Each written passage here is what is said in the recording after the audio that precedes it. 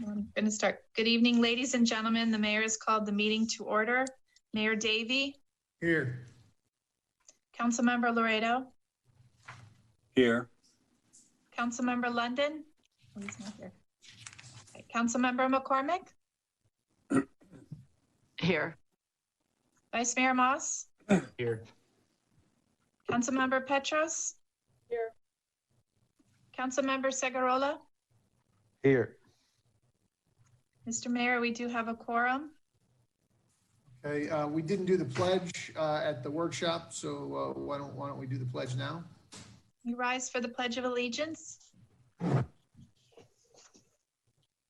I pledge allegiance to the flag of the United States of America, to the republic for which it stands, one nation, under God, indivisible, with liberty and justice for all. The first item, Mr. Mayor, is public comments. Right. I mean, we just had a bunch of public comments, but if anybody wishes to speak, please speak now.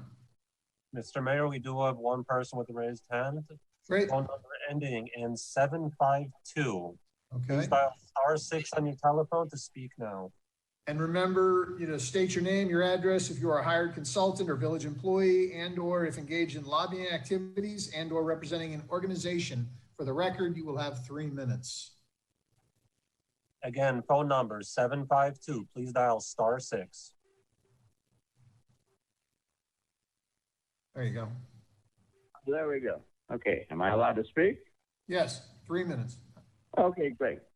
I got 3 minutes. I'm not representing all that other stuff you said. Okay, I've lived on Key Biscayne 46 years. I voted for London. Pardon me? Name and Your address. name and address. My name is Francis Kahn. My address is 1121 Cannon Boulevard, Key Biscayne, Florida, apartment F807, 33149. 46 years I've lived here. Okay? Went to school. Now, thank you for the meeting, and thank God I could say a few words. I got 3 minutes. But I don't like the fact, I know we have problems with flooding. I understand I go in the Bank of America parking lot, I go in the CVS parking lot after rain. But I don't like the fact that I grew up here.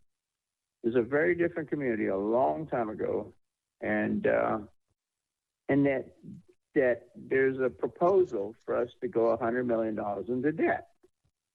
$100 million bond proposal is what I understand. And I don't like the greed of some of the commissioners on the board, because I know who I voted for. I know who lends money at high rates. I know who takes advantage of real estate properties around here. I understand we all have a problem. But, there's something called fiscal responsibility and community, community like health. We don't want to end up like a lot of places where we spend more than we got, and we've gotten a lot of money. I've not been involved in this much, but the Oceana, you guys got a lot of money, and where to go and what happened. But now you want to put us into a situation where we're spending up the future of our children, and it's not a good idea. And I don't like that bond. And there's a couple council members that have been 2 against 3, and I'm just going to tell you, I'm going to figure it out. I just don't think it's right, sir. I spent my 3 minutes. Thank you, sir. Can you respond? Sir, no, this is just public comments. Pardon me, sir? You're just, this is just for us to hear public comments. We don't interact during public comments. Well, I thank you guys for serving, but it really puts a pit in my stomach to see if our commissioners put us in debt that we cannot repay, regardless of the justification. As one man said, no war is justified, no matter how good it is. And when you put us in debt and we can't pay for it today, our children are going to drown under it. It's not right. I don't like it. Thank you, sir. Thank you, sir. You guys have a great day. We'll see you too. election day. Promise All you. right. Next caller? Ladies and gentlemen, if you wish to speak and address council, please dial *9 on your telephones now if you are in the meeting currently. If you are not in the meeting and wish to speak, please dial 305-365-7569 and then enter meeting ID 231-627-8415. Again, if you are currently in the meeting and wish to speak, please dial *9.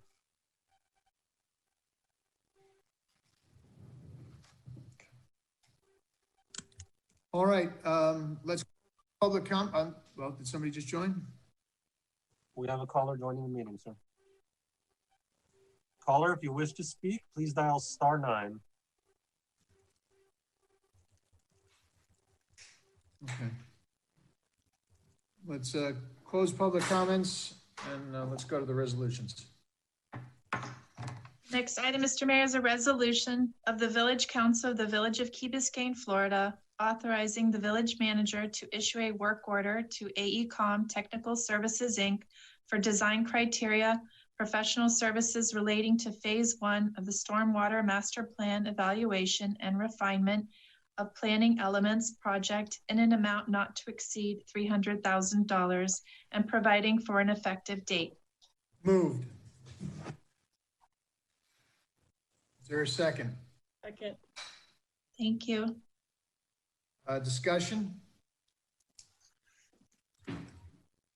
Where, Mayor, so I understand what we're doing, where are we going to look at the general issues that was raised by myself, the Vice Mayor, in terms of the 10% is of this, which is the total of the three? Can we bring it up now? I think right now is the perfect time for that. Absolutely. Okay. Absolutely. Yeah, I think that we have it not only on this project, but we have had a problem with because we have, obviously, we're all work at this full time, but even though we're supposed to be part-time, that is us elected officials, things has sneaked by us a lot, certainly by me, recently in the council. And I think Council Member London brought it up that it's even in some of the job descriptions that were part of the personnel budget hearing we had earlier this week.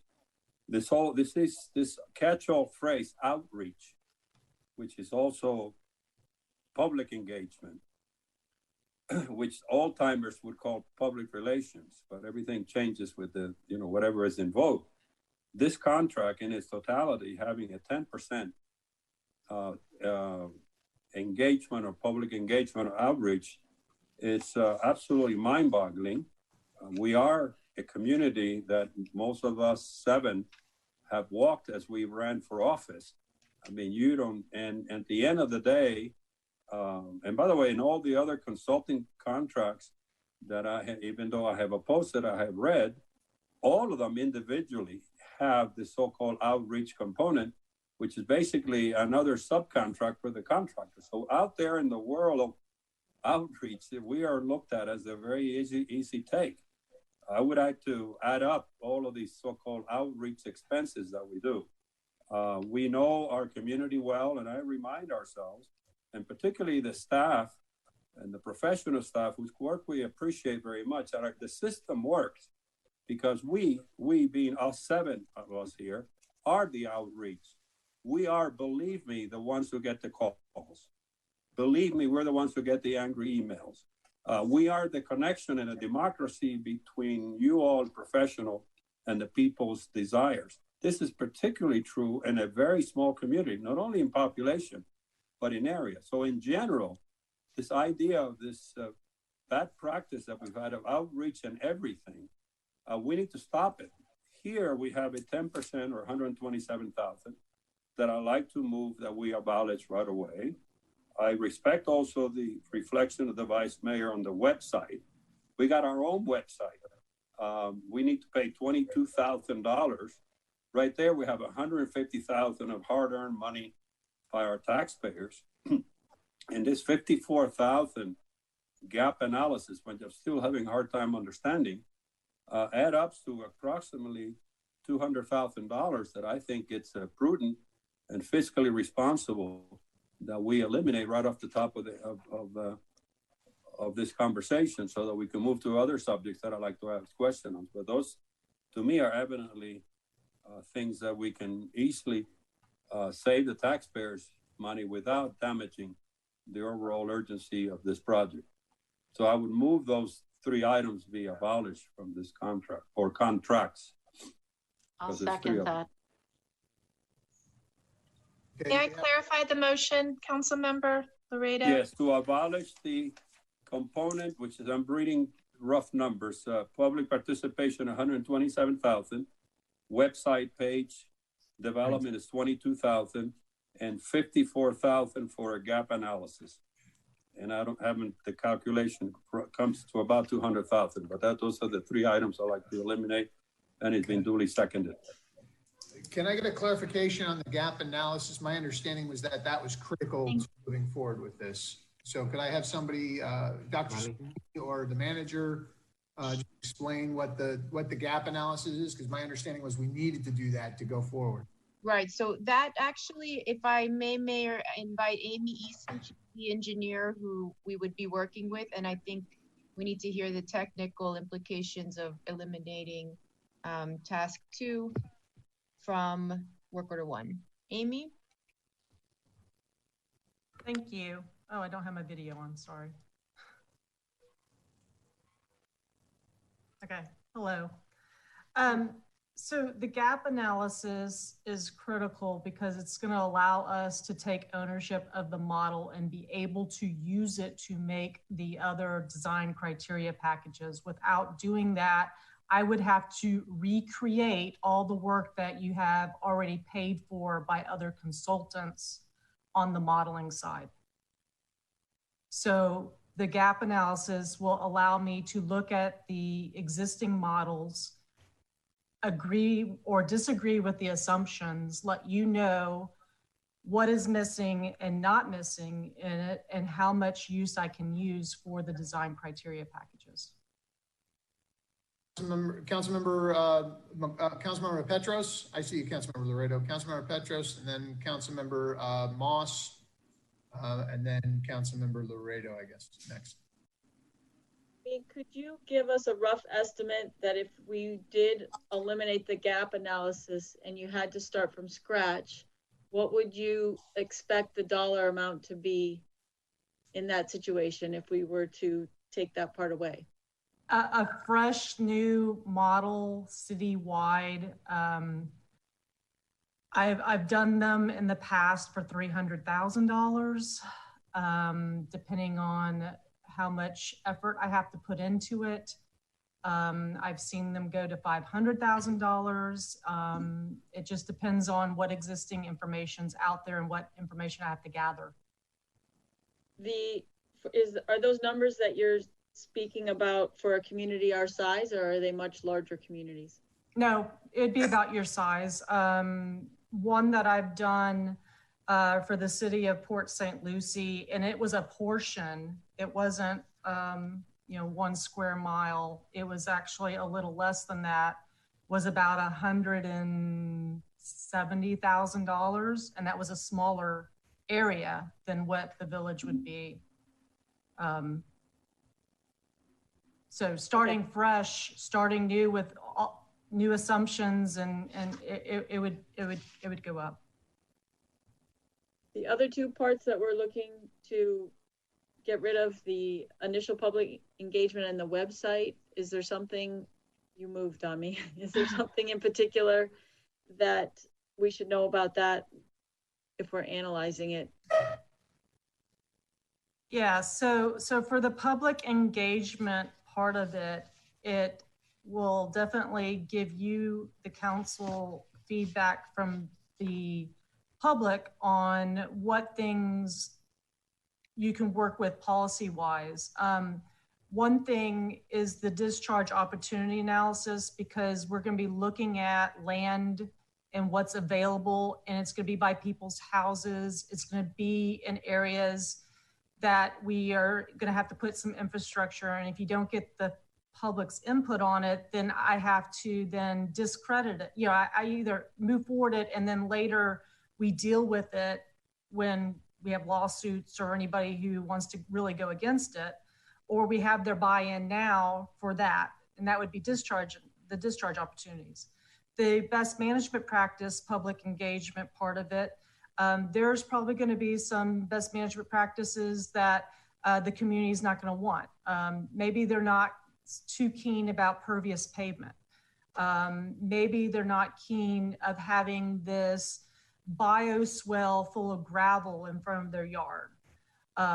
Those kind of things you would get the public engagement on, and we could either say, no, we're going to move forward.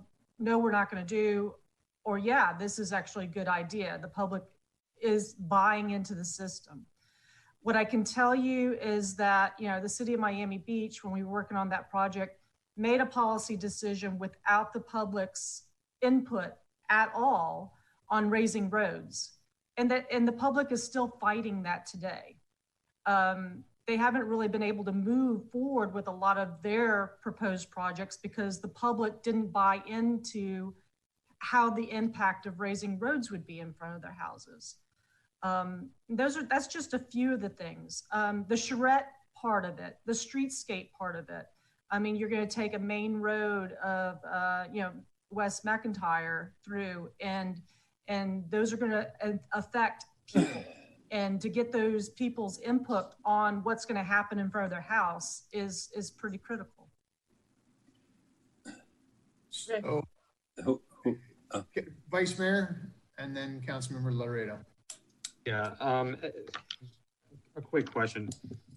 How, in order to do this update of the stormwater master plan, how critical is task number 2 as part of that? Task number 2, it's critical because I won't be able to utilize your investment on the existing models without knowing what went into building it. Okay, so I would like to make a friendly amendment on the motion that's on the table to keep the task 2 in the scope, but I agree with eliminating the other 2, which is task 6 and task 7, under the conditions that we negotiate the hourly rate down 10%. That has been established, and that would bring us down to $131,715.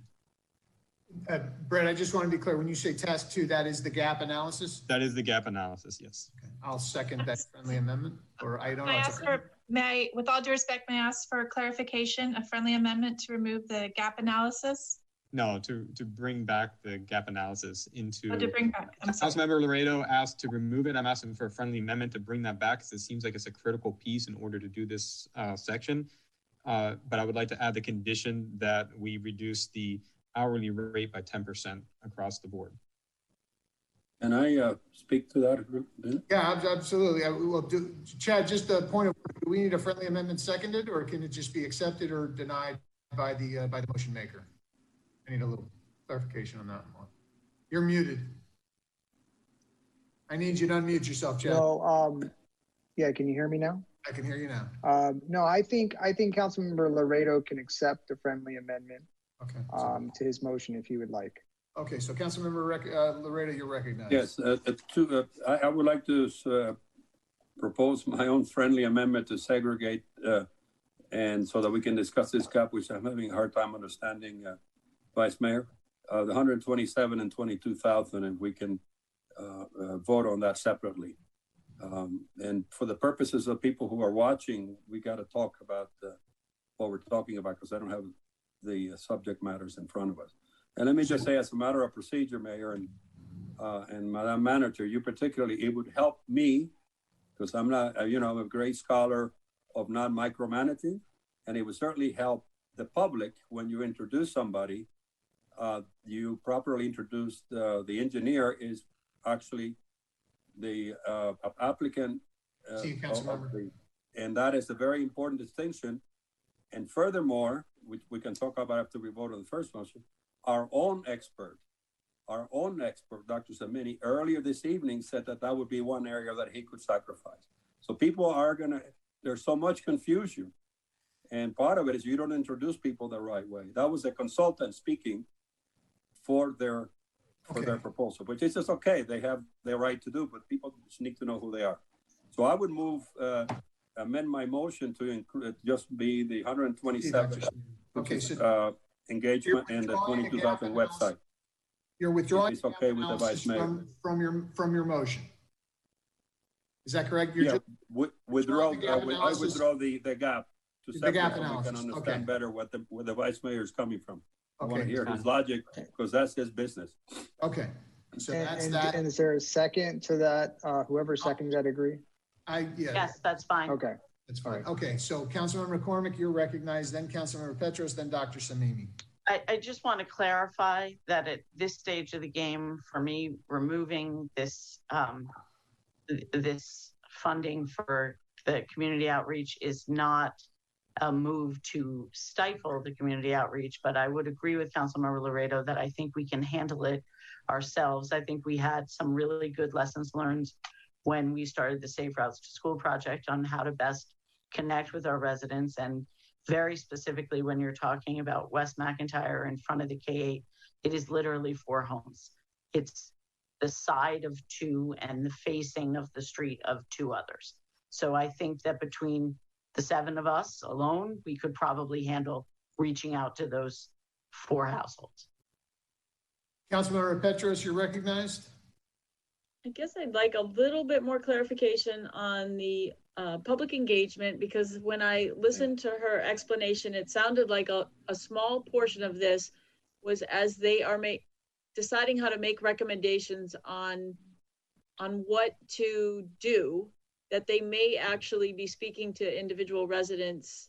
And I would like to know if there's more than one portion to this public engagement, because one of them might be something that only the engineers can do, and the other part is something that the village could do. So if Amy could help me with that, and maybe they're not separate, I just want to know if there's 2 parts to public engagement. Thank you. Oh, sorry, again.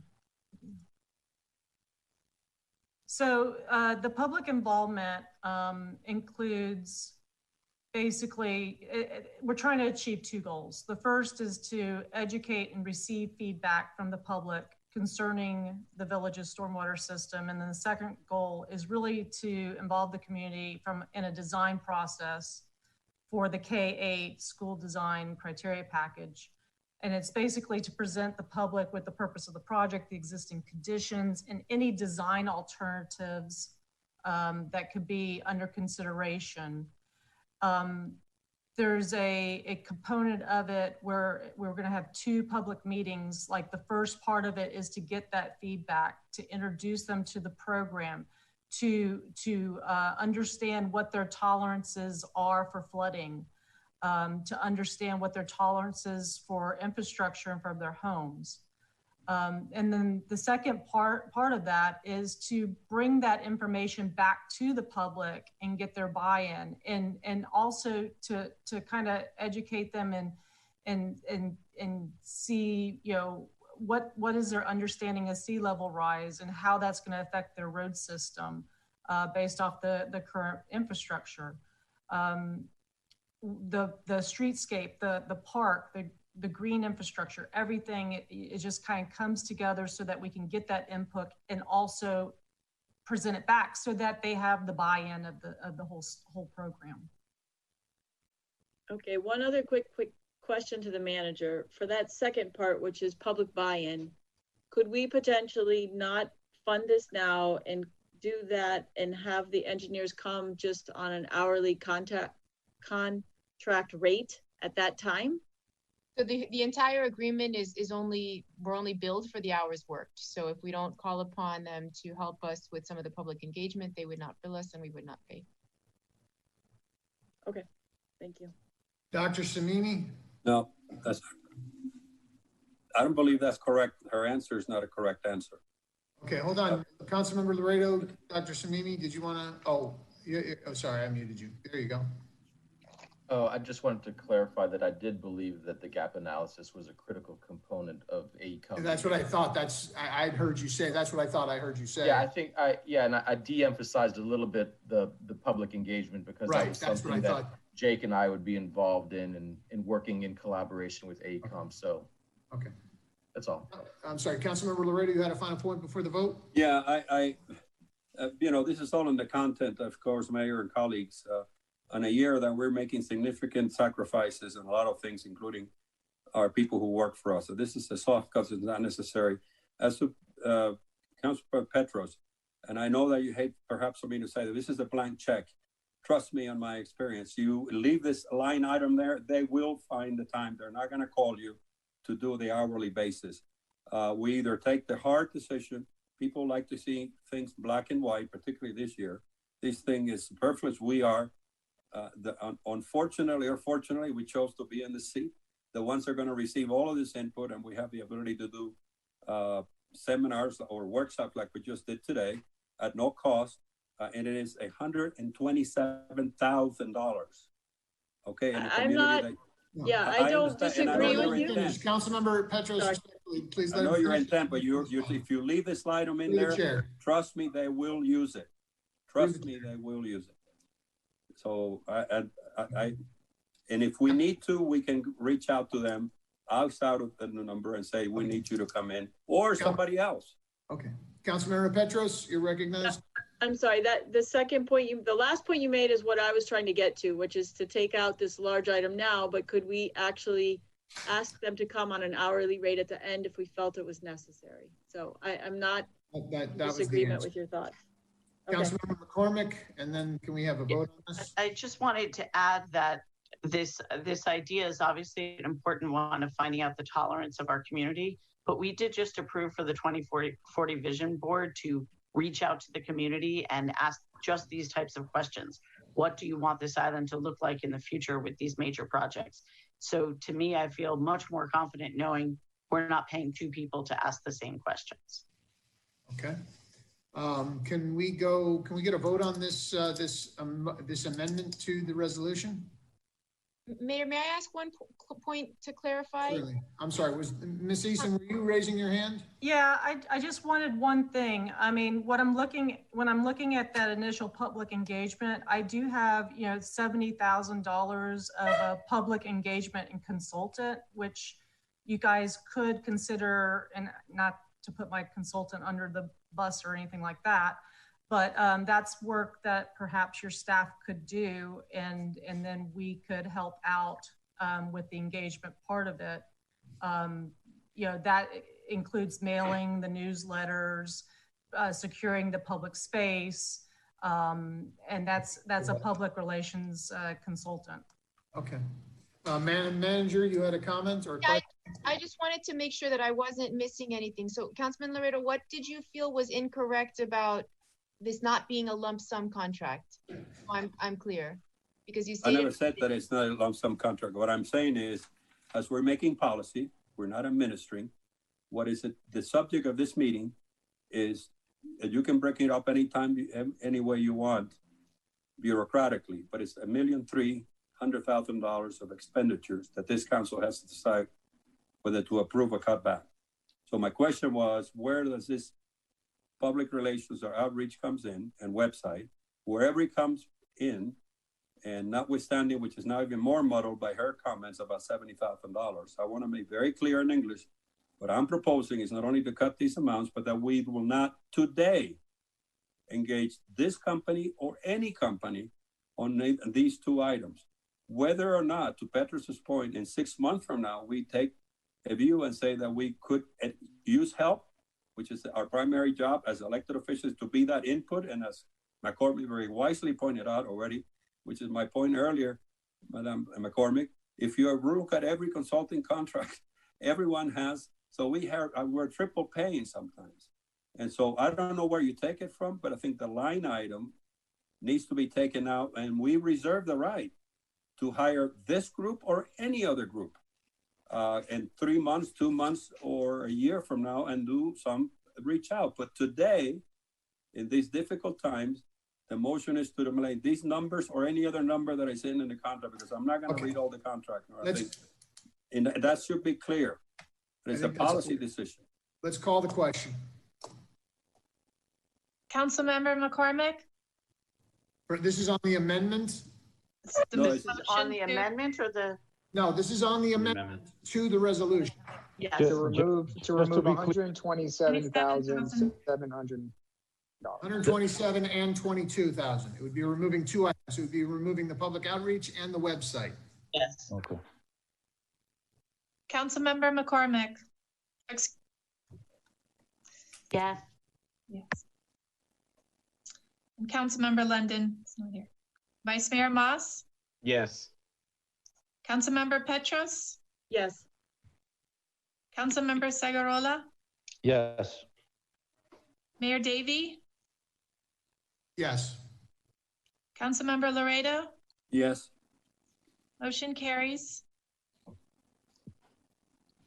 Councilmember, you wanted some clarification? Yeah, on the gap analysis. Clarification on the gap analysis. I wonder if Dr. Samimy or no, I'd rather have my colleague, the vice mayor. Okay, Vice Mayor. Expertise. You were making a point that I was trying to follow. Yeah, well, I don't think this is my expertise. Well, Yeah, this is not my expertise at all in this area, but I read the description in the contract, and it seems like this is the bulk of the work where the modeling is going to happen from what we had from existing to what we're going to need. That they're actually going to go to step number 4 afterwards, where they're going to analyze the modeling. So that was my understanding, is that seemed like the meat of the section. So that's why I just want to know, if you took out number 2, is there anything left? I mean, can you guys do it without having the gap analysis, or you have to have the gap analysis in order to do any of this? That's what I read when I read it. It seemed that that's what it was, but I don't know. So that's why, and I think that was the answer I got, but maybe Roland or Jake, you guys can talk a little bit about task number 2 and how is that critical in order to move forward? Or if we eliminated that, what would we get in the end if that wasn't part of it? So you're right. It is absolutely critical. And Councilmember Petros had asked the question of the consultant who is competing for this work, that if we were to start from scratch, what would it cost? And somewhere between 170 and 300 was sort of the discussion. So that was that point, that the gap analysis is the most cost effective. No, that was not. The question is it necessary or not? Forget about what the petitioner wants. The petitioner wants to justify the fee by some comparison number he threw out.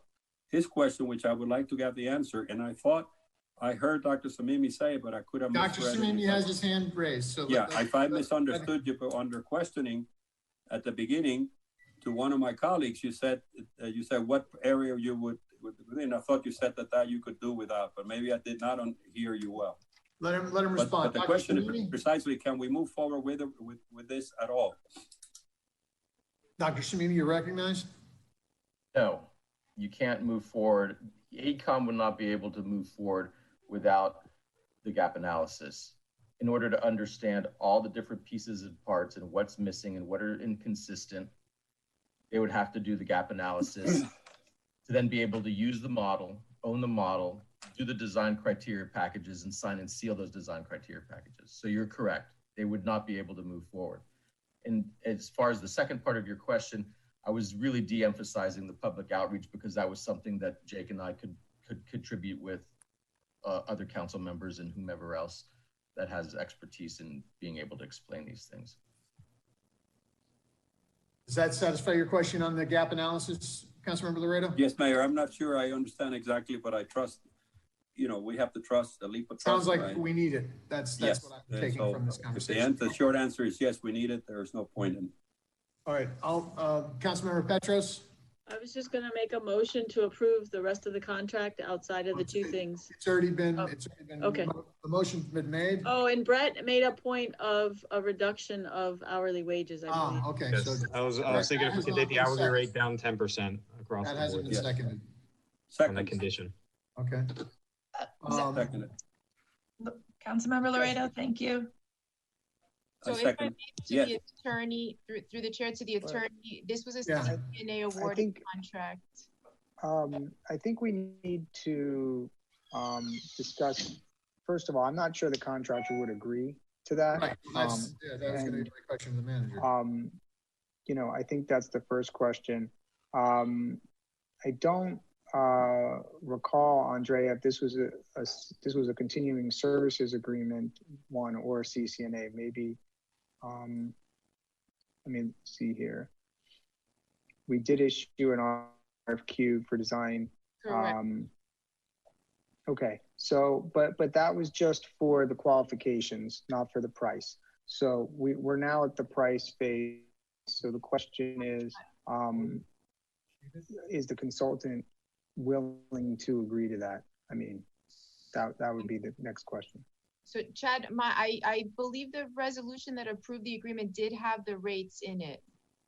When the RFQ was approved by council, I think the negotiated rates were in that agreement. Oh, because this is the work order. Okay, I understand. Well, look, if they agreed to lower rates, they can agree to lower rates. Again, those, you know, it's not a CCNA issue. If they want to agree to that, they can. If not, then we'll move on to another consultant and have to restart this over.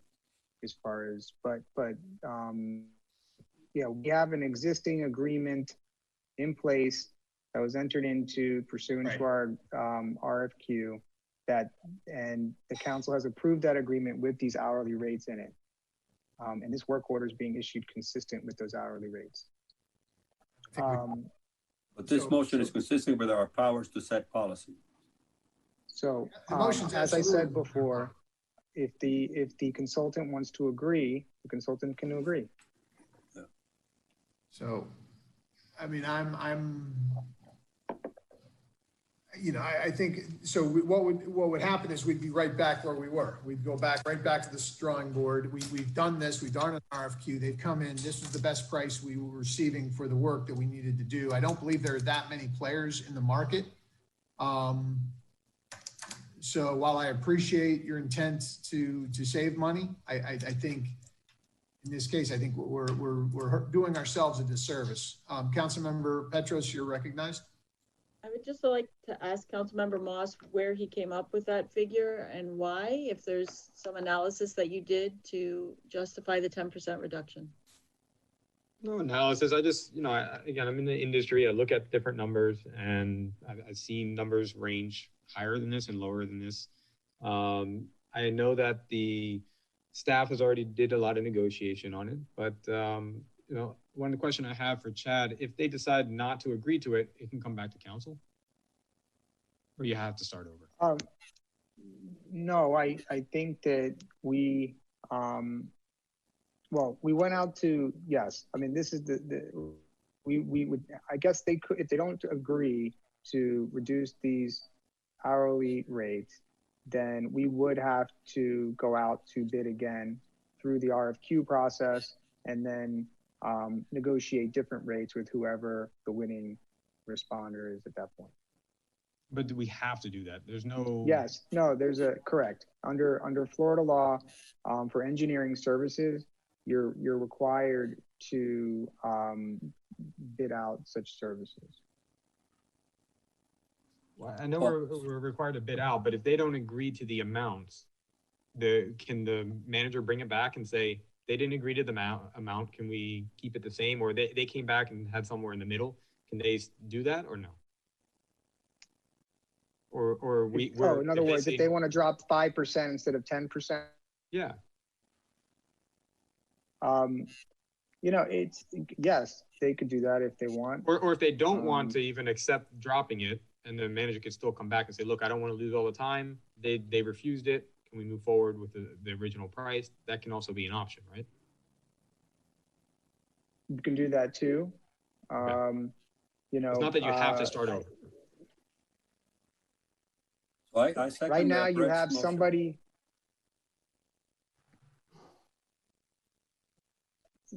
Why don't we just direct the manager to consultant here ready to go? Okay. Can we just direct the manager to negotiate? We have a motion on the floor. I mean, I guess the question is, what is the ramifications of this motion being approved or denied? If it vitiates the whole procedure and we have to start all over again, is that a possibility? I mean, obviously, if they reject and say, we're going home, that could happen as well. So the motion's on the floor. I second it. I understood. There's a lot of people who are looking for work. I think it's a reasonable proposal by the vice mayor. We are all in this together, to paraphrase a comment, and we have asked a lot of people in this village and a lot of subcontractors, a lot of unions, some reductions, and this is consistent with fiscal responsibility and to get more bang for our money. They can either respond tonight and say, yes, we accept, or come back and we'll cross that bridge when it's there. But we have to set a signal that we're fair in these difficult circumstances about our financial condition, and that this is not a major cut. And, you know, professionally, they could even address it now or come back. I think, you know, in 2 weeks we meet again. And we shouldn't feel ourselves prisoner to the fact that if they walk away. I think that's part of the responsibility, the things that we've done in other areas that are even more sensitive, which includes the people who work in the village. So it's tough being a councilman, but we're here to try to get the most. Understood. Anybody else have a comment before we vote on this, on the motion? I have a Councilman McCormick? question. Chad, would the process be then that we vote on like a provisional acceptance based on the 10% reduction, or are we just directing the manager to go and discuss it and bring it back? I think the motion is to reduce the hourly rates by 10% of this work order, and it will be approved. And if the consultant doesn't agree, then the manager will come back. Okay. Okay. Call the question, I guess. The question's been called. Councilmember McCormick? Yes. Vice Mayor Moss? Yes. Councilmember Petros? Yes. Councilmember Segurola? Yes. Mayor Davey? Yes. Councilmember Laredo? Yes. Councilmember London is absent. Motion carries. Now we have a motion to approve the resolution that's on the floor. Oh, the whole thing, Mayor? The whole thing as May I ask one last question of the manager before I vote? Of course, please. Yeah. Part of the original calling for this meeting, I articulated how much of our in-house professionals can take up. And your presentation, you gave a very sophisticated hourly breakdown, yours and others. And the short answer is that we have no extra time anywhere in the staff. Dr. Samimy, for example, that we can assign to this project that would reduce the cost. We've factored that. Yeah, we are all hands on deck. Myself, Dr. Samimy, and Jake Osman, we already are involved with this. All right, so let me put it in plain English so the people understand. The answer to my question is you cannot find any assignment of responsibilities, including Dr. Samimy, who is the resilience officer, that can be assigned to this contract and therefore save some money.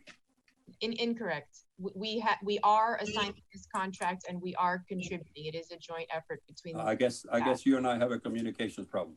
My question is very precise.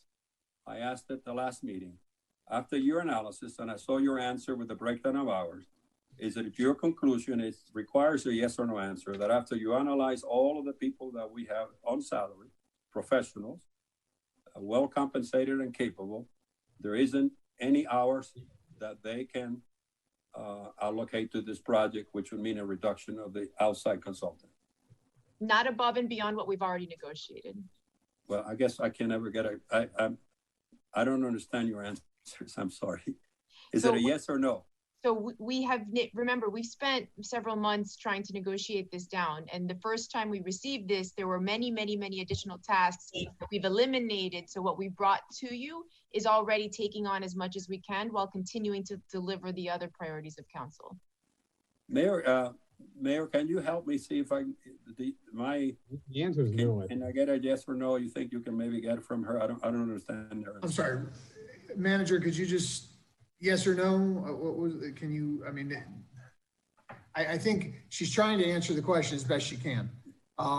Your question is, can we utilize more staff on this project? Is that what your question was? Yeah, but that was the purpose of the calling of this hearing in my 2 weeks ago. And she had a long answer to it, which I appreciate, and a breakdown.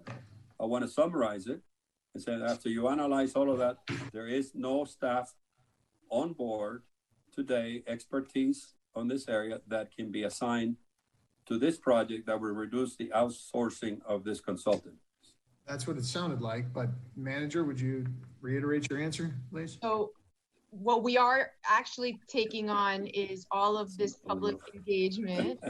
No, is there any other staff that you can assign? It's the three of us. Everybody. This is the most important project we're working on. Everybody will be touching this.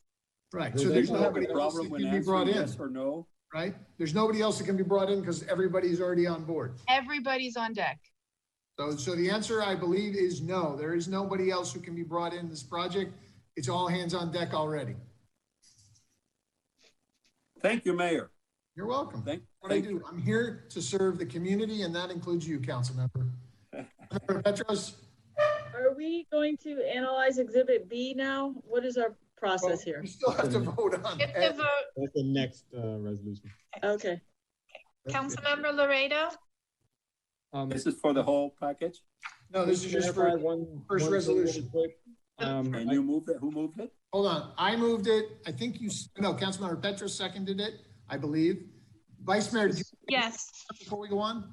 I just want to say whatever we've done, I calculated, I guess, I don't know if anybody's calculated, but it's at $131,715. Is that correct? Is what we're voting on?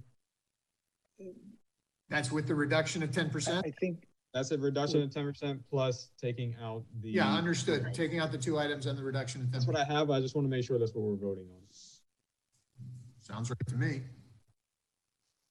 Councilmember Laredo? Yes. Councilmember McCormick?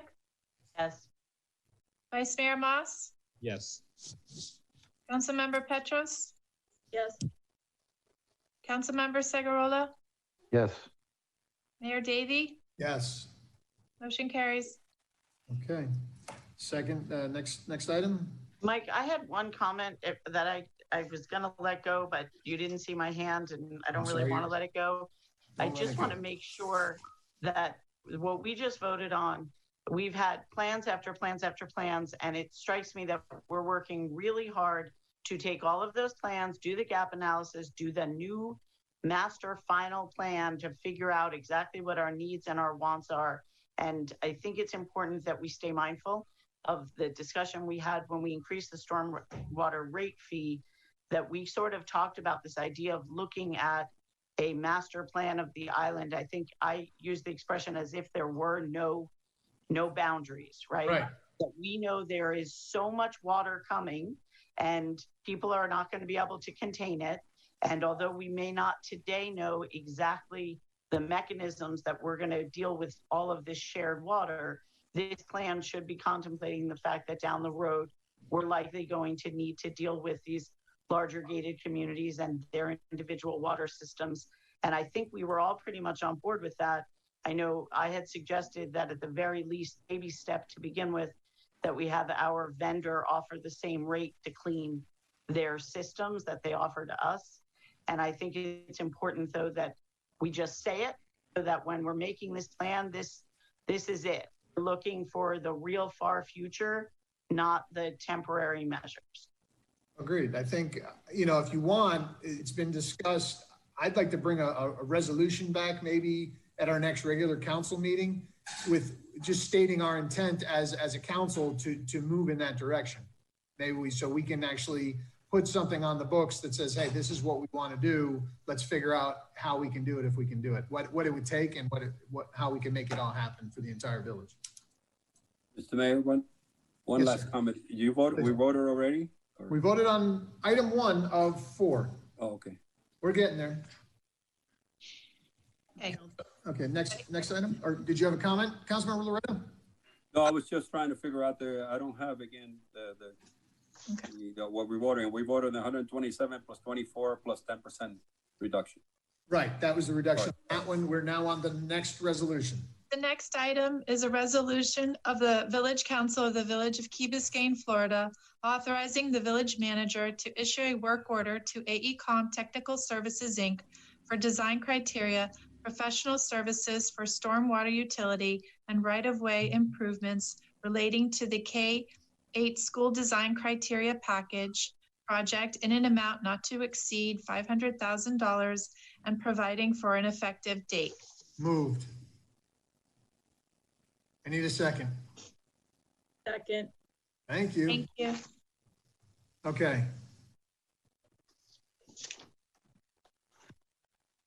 All right, discussion on this, folks? I've lost the audience. This is the $500,000? This is the first $500,000 one, yes. So this is, My question on I'm sorry, Councilmember Laredo and then Councilmember Petros. I want to make sure just for the record before I vote and also for the notes of our village attorney, I've heard a lot of technical conversations about the need for this expenditure, significant expenditure, on the basis of so-called design and build. That is a requirement under how to get these projects done from civil engineering point of view. Since I have some very bad experiences in the so-called on the bidding processes where people bid very low and then you have change orders. I want to make sure in short English that this work product, when it's finished and we have an actual builder, I'm using simple terms, that builder or company cannot in any way demand or do another similar study. In other words, a double cost. Okay, can I get? And I know this is a technical question. I don't know who can give me a plain. Can I get Dr. Samimy or the manager? Can somebody give me a response to that? I have a layman's opinion on it, but I am in no way. I'd have to have Jake speak to that. That's not my area of expertise. Okay, fair enough. Give us a second. Okay. In these construction things happen. No, I understand what your point is. I think we need clarification. Get it on the record. Once the K8 is done, it's a hard bid. The design builder is going to bid the job, and with the amount they bid, they're going to build it. There's no more studies involved with it. Perfect. That's what I thought. Okay, well, I want to make sure that's right, clear, Madam Village Clerk, on the record and on the notes of the village attorney. Councilmember Petros, you're recognized. Thank you. I would like to have a better understanding of why there's a breakdown with a design criteria report and then a design criteria document and then also a separation of preliminary plans. If someone in the firm could explain that to me, I would appreciate it. Or Jake, whoever. I'll have Amy from the AECOM. Amy, there?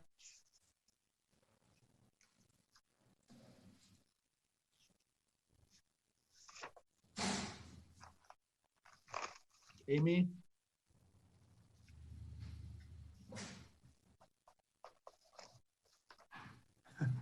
Oh, you're on the hot seat now, Jake. Okay, well, I'll try. No, I'm here. I'm sorry. I could not get the thing to. Sometimes. I couldn't get it to do what it needed to do. Go ahead. All right, so there's the design criteria report, which is basically gives us the basis for preparing the design criteria document. So those performance bases that we will dictate to the contractor what they need to do in the document. So, you know, what level of service, right? Where the pump station is, what kind of elements of the streetscaping need to be there, what kind of typical section that they're gonna have to do. The basis of design report gives us the evidence and the legal kind of support. If the contractor was to come back and say, look, you just put something to bid and it's not engineered or you know, it's impossible to do, we at least have the backup to say, no, it's doable, here you go, take it and design it. The design criteria document gives them the parameters at which they can design the system and construct it. So whatever those level of service parameters that we have done in the design criteria or had that basis of, that's what they have to go and design and construct the project. The preliminary plans are basically those 30% plans that give them a guideline, because they can't really bid on a project like this without some sort of basis, because they're going to bid on design build, right? So they're designing the system, they're going to bid the system, and then they're going to build it. So if you don't have that backbone for them to at least put a price to it, then you're going to have a varying of prices from here to there from contractors. So you need to give them at least the guidelines to design and build the project. And that's pretty much the differences between those three. Okay. Does that answer your question? I had one other question, which was why are bidding services $60,000? What is that for? The bidding services are to basically help you guys bid the project, attend the pre-bid meetings, prepare any addendums, and answer requests for additional information, help you guys evaluate the bid packages, making sure that you are selecting the firm that gives you the best value, help participate in those discussions. That's what that is for. Thank you. Okay. I'm sorry, Councilwoman McCormick, then Vice Mayor Moss.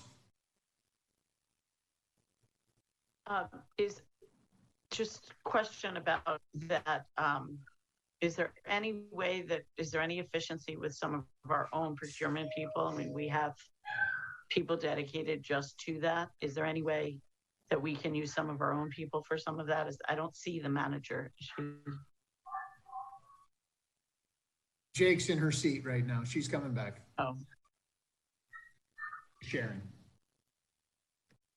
So we can administer the process where we would need ACOM would be for the technical review to make sure that what is engineered is actually consistent with what's being proposed, what we're looking for, and also to address any requests for information that come through. It's going to be regarding their work product. So we would need the engineer to confirm that what is being asked it's Amy's work product that they'd be asking about. So she would need to be answering those questions.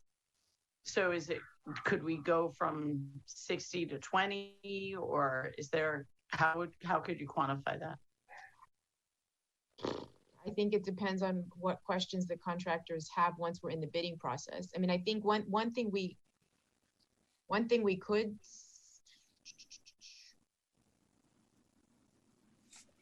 I mean, we could take a stab at it and see, you know, my concern would just be to Councilman Laredo's point, that's where you get the change orders. If you don't get a bid package, if the contractors are not clear on what we're putting out, that's when you're going to run into problems. So I think making the investment and making sure we get bids from the contractors that aren't a teaser rate, that they fully understand exactly what the engineers are going for is very important. Yeah. So what would your comfort level be there in terms of staff participation? Because I certainly don't want to, you know, end up throwing money away that we, you know, could have saved it by being smarter at the beginning, but it does strike me that there should be some level of efficiency that we can find there. Yeah, so we would still be using our own standard templates. We would still be using all the protocols and forms that we've done in-house. You know, Vice Rhoda and you know, Tom, who's here, would also be doing everything that they always do. It's the expertise on their project, on their work product that would be different. So you feel this 60 already contemplates that? And this right. is Right. So we're not outsourcing the bidding. We're doing all of our same work. We're using the forms, we're using everything we have from the law firm. Okay, Vice Mayor and then Councilmember Laredo. Yes, I think I spoke about this in the workshop. I cannot support this section right now. There's some bigger items, the smaller stuff. I'll just give you some pointers. And this doesn't mean, this is not the issue of why I'm not supporting it, but the environmental permitting is a question that I have, whether that can be done on the design build contract and have the designer under the builder to do that, or that has to be under AECOM as our consultant. The other thing is I look at some of the scope of work in here, and it adds traffic calming, street raising, lighting, landscape, which is all fine. But I think we have to be very clear in our scope of what falls under the stormwater fund and what would fall under our general expenses. And I understand it can happen at the same time, but we have to make sure the funding may have to come from different areas on that. But the real reason why I cannot support it right now is because I need to understand the whole project. I cannot just look at one piece of the design criteria if there's other design criteria that we have to look at all together. And I would really like to first have an understanding how many, I know there's 14 areas, that's what you told us, manager, but how many design criteria are we looking at? 5, 8, 3? I just don't know. And I would like to kind of know the overall scope of what we're going to be looking at before we get into approving one of them to start. And I don't know, that could be brought back to us in October or November. I don't know. Or it might be something that takes a little bit longer, or maybe you need the master plan first. And I understand that you want to get these things going, but I hate trying to approve something that I don't understand the whole scope of what we're approving at that moment. Councilmember Laredo, you're recognized. Yeah, I'm glad that Petros and McCormick brought up this issue of 60,000, because I'm trying to stick to a philosophy here. If we continue, and I couldn't get an answer from, before from the manager, if we continue, okay, here's a class on public participation. The mayor and all of us who are out there somewhere, the citizens come up and says, what is so-and-so doing? So here we have, if we have people who are experts and being paid for on procurement, which includes, by the way, this contract, which is already pretty significant, $1.3 million, then we're going to have that same person bill us for $60,000 to review our own skills of procurement. There's a continuous redundancy of expenses that has to stop somewhere. That was the purpose of this meeting, to be able to say, what can we do in-house? If you cannot do this bidding in-house, perhaps we ought to eliminate some of those jobs in-house. And then I'd be perfectly happy to outsource it. But what I cannot do is do both. And when I say I mean the taxpayer. You can't have people pay for an expertise, and then there's one project comes up. We have a public works department. You did an extraordinary job of presenting to people who are on this call their resume. You know what I'm saying? It's just, and it's $60,000. All of us know kids of residents and taxpayers who are graduating with masters and all the cost that implies to the family, who can hardly get a job at $50,000. $60,000 is a lot of money, and so on and so forth. This contract is full of it. And so on the 60,000, I'm certainly against. I think I understand the Vice Mayor. You want to defer this part? Is that what you're suggesting? And that's something we could do until. That's what I was suggesting. If you make that a motion, I'll be happy, because I'll make a motion to defer it. Is there a second? Yeah, Councilmember Laredo seconded the motion. All right. Let's vote on the deferment. Can we take Councilmember Segurola's questions first? Oh, I'm sorry. A little bit more before we vote. Councilmember Segurola. Yeah, sorry. I just want to chime in. I'm with Brett on this one.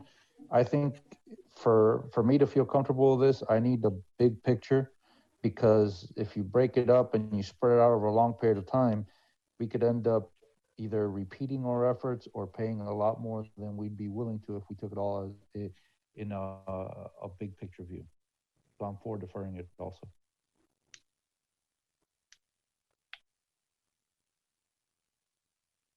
Councilmember Petros, and then Councilmember McCormick. I'll defer to Councilmember McCormick first because I've already spoken once. Okay, go ahead. That was because I looked so anxious.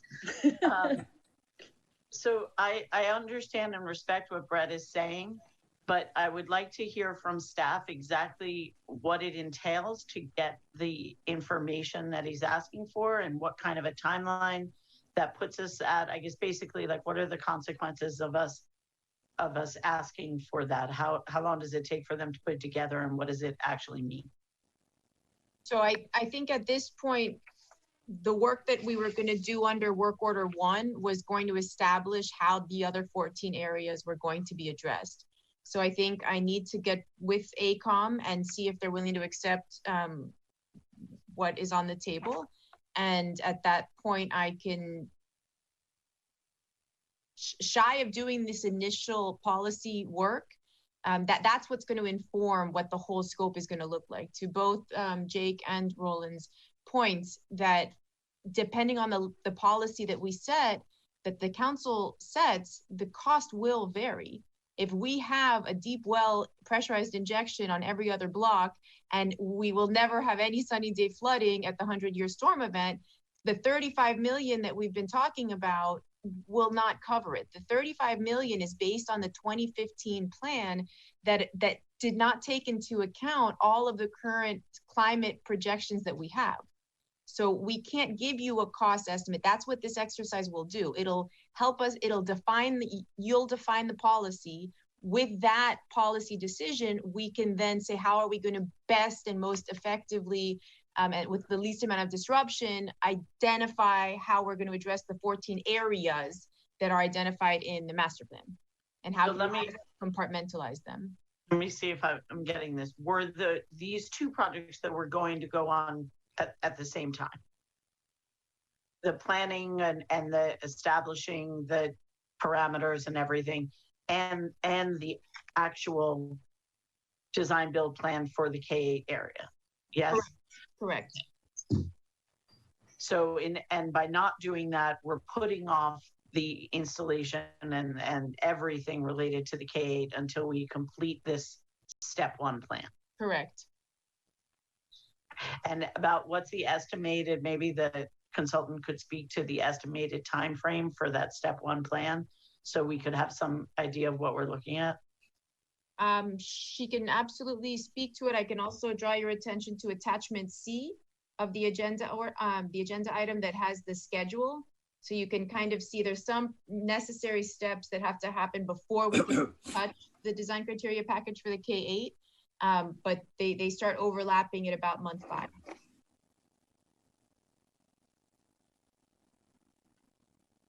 Looks like it goes out to February, and then in March we would be done with the master plan, right? Well, we assumed that this would have started after that we would have been able to issue the NTP, the notice to proceed, in August. So okay. Now, so end of March, beginning. Yeah, of everything is pushed back at least a month or two, assuming that AECOM takes the contract. Okay.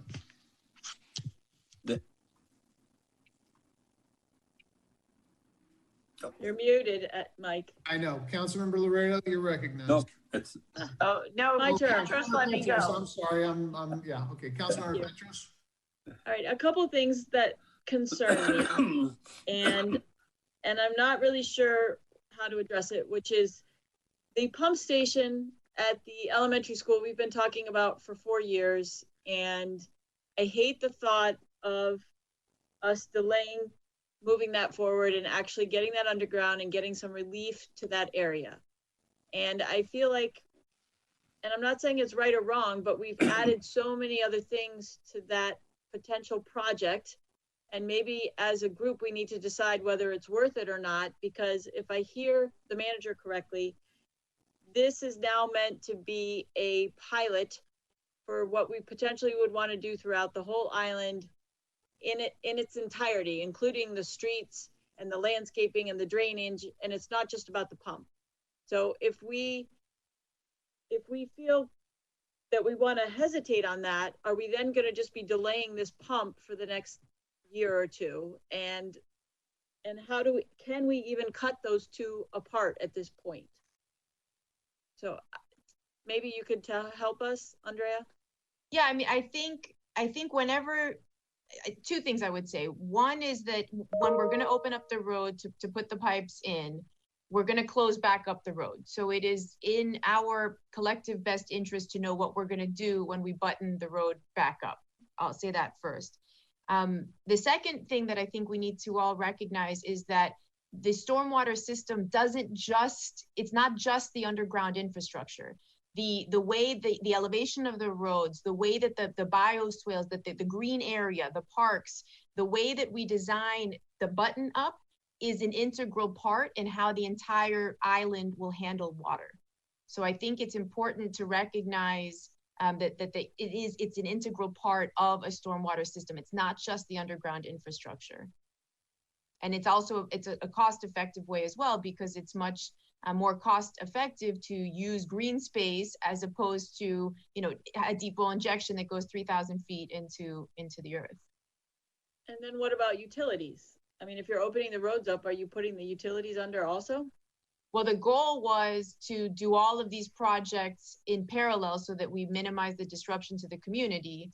But I think the timing is that in this pilot plan right here? Are there any utility lines in the project area? We are having the survey. There's not only utility lines there, there's already hardened massive poles there. Whatever is overhead and hardened already, that wouldn't be part of this, right? There's no hardened structure. It is freestanding. That's not hardened. Oh, that's not even hardened. Those are freestand. Though you moved. There's a concrete pole right in the middle on the freestanding. Yeah, what Jake is telling me is that it's freestanding. There's no guide wire. There's no guide wire to it. Got it. So would we be putting power underground around the elementary school with this project? Yes.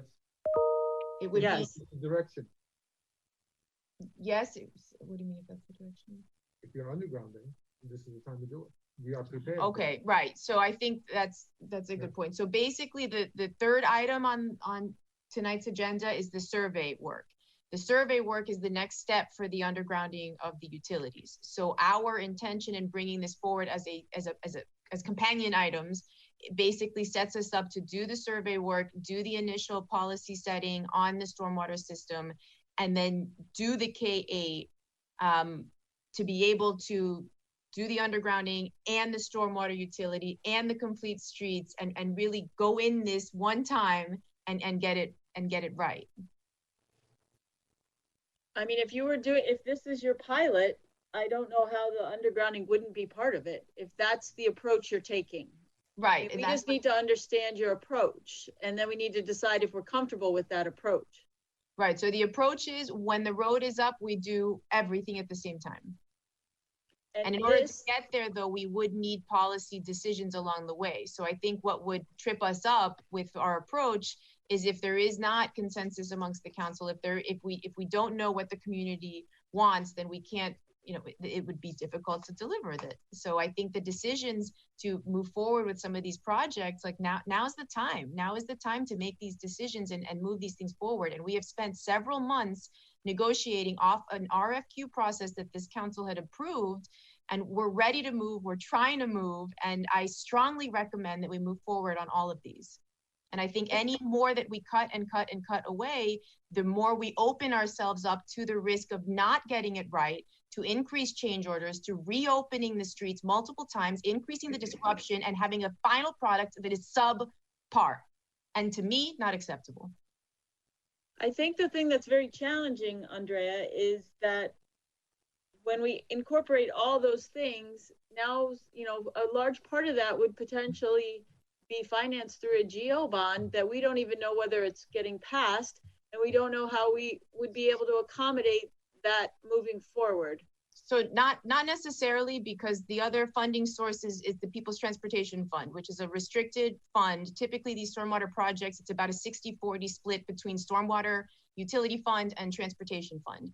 given the way the village has been historically spending our PTP fund, we have a significant reserve for capital infrastructure improvements and transportation, which would be used to fund this as well. None of this has anything to do with the GEO bond. So if we were to take this and say yes to attachment B, soup to nuts, and I'll talk about the architect, the 3 levels of architects later, but I'm just trying to think big picture here.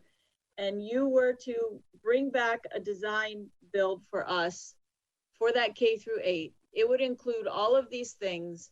It could be basically something that we show the community, this is how it can look if we incorporate all these things together, and we'll move through the island in a priority level, getting all of this done at the same time.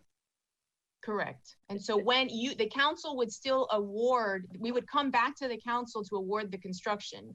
So at that point, you would have an actual cost for the K8 project, and you would have an idea, we could extrapolate based on the units and quantities and the policy decisions that have been made, what it's going to cost to do and how we are going to bundle, to Vice Mayor Moss's point, how we're going to bundle the following areas across the village. And please, just for clarification one more time, and I'm sorry to sound redundant, what is it all included in the K through 8 when this is done? What's going to be included in the whole thing? When we bring back to the next step is we would bring back to the council an award for construction for a design build contractor. And at that point, we would incorporate the work from work order 1 that sets those policy standards. So right now, I couldn't tell you if we're going to recess roads or raise roads. No, but you're going to deal with the roads. You're going to deal with undergrounding. You're going to get a pump down there, and you're going to deal with the landscape in the most efficient manner to capture the most amount of water to integrate with our underwater system. And we're going to treat the water so that we're not poisoning the bay. All of those things are going to happen. Correct. That is our goal. Okay, well then I would say, Brett, that there's a lot more going on here than just stormwater in 14 different areas. And I think that we need to look at this in a different way and not just as a continuum of a stormwater project. And whether or not we're comfortable with this idea that this little area is going to be our, let's say our little star that we can show. And if it works well, then we can get buy-in from the community for the rest of the village to go through this in the most efficient way possible, as opposed to it's just a stormwater project. And this is one of the reasons that I wanted to have this workshop, because I wasn't really sure where we were going as a village, but we need to make that decision tonight. So if we approve this, it's with the idea that it's a pilot, and that pilot's going to include all of these things we've been talking about. And therefore, we may be able to move forward on other things, or we may just take portions of it to expand it across the island. Councilmember Laredo, you're recognized. Yes, before, at least I get lost in the forest here, to get back to the issue at hand. Clearly, the manager and everybody understands that $1.3 million, which is being discussed now, within the $34 million budget, is a significant decision. My experience is whenever you hear, my bad experience, hurry up from the public sector. If not, the roof is going to cave in. I'm almost 100% I made a mistake. And in making decisions, I look to a lot of sources. And then when we get together as a council, I look to you all's reflections on your experience. And when Moss tells me that has some much more experience than I in this area, I have to defer and trust that he wants a little more. And I think it's a prudent decision to look at some things more carefully, whether it's in 2 weeks or it's in a month. I'd rather pay the price of delaying something which has already been delayed than run in and approve something which is a significant amount of money, rather imprudently. So, I mean, besides all the other micro issues, sticking to policy decision and not micromanaging, I mean, the motion is to defer, not forever, but perhaps it could be the next meeting or the one after, in his mind and through his analysis, I will be able to draw my conclusions. I think it's a very prudent motion. The motion is to defer. It's been seconded. Vice Mayor, did you want to say something before we voted on this motion? No, I mean, the only thing I was going to say was I think that, deciding the level of service and seeing what the whole system is, I think we need to look at the master plan first, especially listening to what you guys were just saying. I think it kind of makes that more concrete for me that we need to do that. I don't know why we're doing a pilot program at the same time we're doing a master plan. I think one needs to come first and then we need to work on the next one. So I still feel like deferring it, till April or maybe till November. I mean, you guys can bring something back earlier while the master plan is already running. Maybe there's information that already has come through that we can start on design criteria, but I still need to see the whole thing kind of and then see how many design criteria we're looking at. Well, okay. Any? No, Councilman McCormick.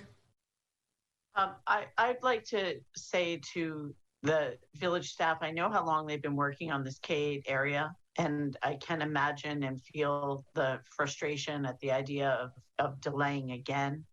But I know how hard it's been. I worked with you guys to get the school district to let you put the pump there. Like I totally understand, but I feel that what I'm hearing tonight about this pilot program and incorporating all these different elements, this is not something I've heard before. And I feel like we're going to not only be seeing a cost plan for this, the stormwater, but we're also going to need to know exactly what it's going to cost and how we're going to go about the other elements of I understand the streetscape, we can use the transportation tax fund, but the undergrounding for a pilot program, I think it sounds amazing, but I would agree that I think we need to have a little bit more visibility into exactly what it is. And I don't know that I'm going to need as much time as Brett does, but for me, I would need a little bit more time and a little bit more information about what will be coming before us and in what order and what cost will be attached to it to put together this entire pilot program.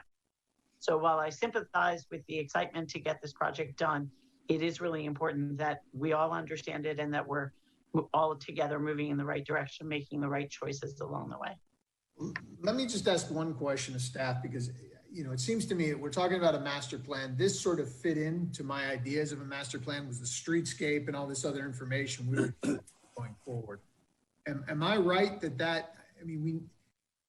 are we just going to go around in a circle and never actually be able to move forward on this? Or are we able to actually take concrete steps and then adopt this and move forward? I mean, do we need this to get going? Or, and I'm asking the experts because I don't know. I'm a lawyer by training. You want to talk FLSA, I'm happy to do it all night long.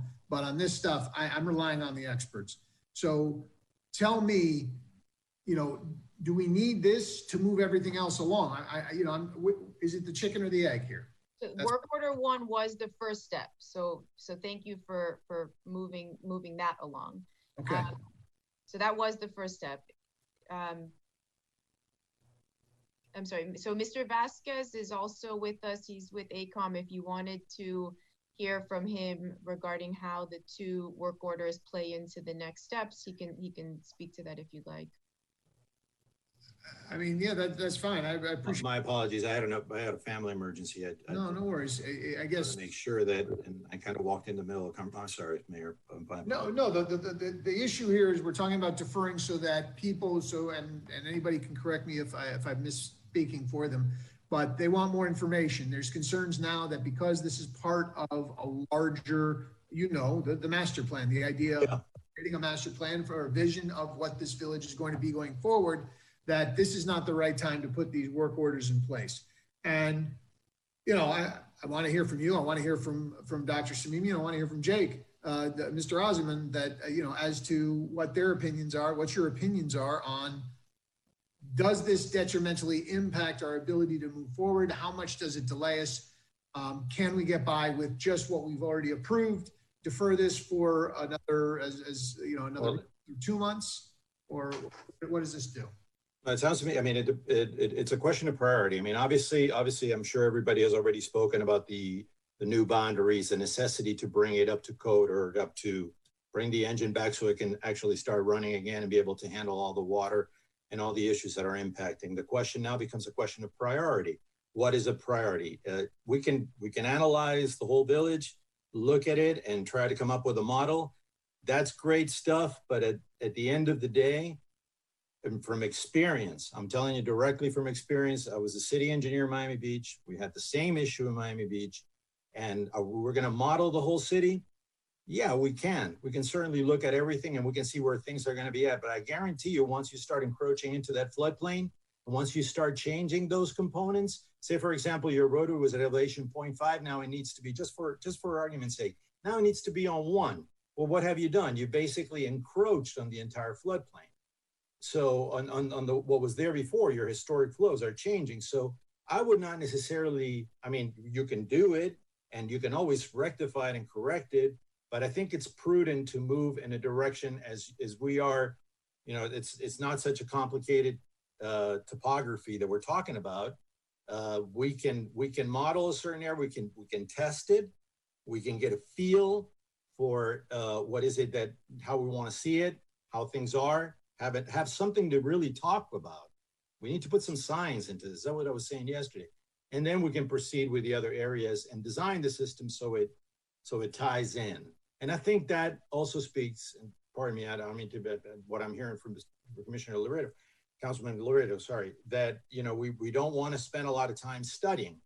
And I think that we want to study areas and we want to move forward and put them, you know, kind of work them together and create a nexus. And, you know, what are your thoughts on that? I can't hear you, I'm sorry. No, I'm sorry, I'm muted. I want to hear how much of a setback is it? I mean, I think this is going to be deferred, quite frankly. I want us to be well apprised of what we're doing. Well, you're going to, and you know, Councilmember Laredo's point is well taken. Frankly, you know, I would rather not rush into something if a little bit of time is going to make us better prepared to actually do these things and not make a mistake, because these are critical projects. Absolutely. Money is tight, and we have to be making sure that we're doing everything in a financially prudent manner. But where are we? I guess that's my question to staff. Okay, Dr. Samimy. Mayor, while I've been with the village for a short period of time, it was my impression that the village had identified K8 as a priority area. Right. And as such, Jake and I have been working towards trying to figure out how to sequence additional work that has to be done while at the same time upgrading the K8 stormwater portion of the system, such that when the road is open and you're working on the stormwater system, at the same time, you're then looking at the utilities that need to be undergrounded in that area, and then you complete the project by doing this complete streets approach, and then it's a package. And so that's the impression that I got from when I first started with the village, and that K8 had been prioritized, and that was sort of like the starting point for then a large multi-year infrastructure improvement program across the entire village. If that is not where the village is, then we have to slow down and reevaluate, you know, where we're going. I think the question is, you know, when we're talking about the holistic approach of the undergrounding, you know, our undergrounding is close, but I don't know if we're right to the point where we're, you know, still going to have that vote. Councilmember Laredo, you had your hand up, so I don't want to interject. No, it's okay. No, I wanted to reiterate to Mr. Vasquez and his company what I said at the last meeting. These are difficult times for everybody. And it's on, you know, when we're doing this hard questioning, they have absolutely no relationship to the quality of the work that you are capable of doing and the wise choice that we selected you for your expertise. The issue is one of policy making, and the most important policy making that we have to do, particularly this year, is managing people's monies efficiently. And so these are questions that do not strike at the quality of the work, but rather at the correct timing. we voted part of the package out with some adjustments, as it should be. That is our power and responsibility, more than power, and responsibility, because we're the ones who have to answer to the taxpayers. And the question that if we're now crossing, particularly after hearing from other colleagues, is that we, who are volunteers, and we don't have the time because we have family and work to read 300-page contracts. Otherwise, we should be paid. That somebody who knows something says, maybe we made a significant step. Let's take a pause and see if we can get some of our questions. I don't know what that delay is, but the pointed question that I think the mayor was trying to answer, to get an answer from is,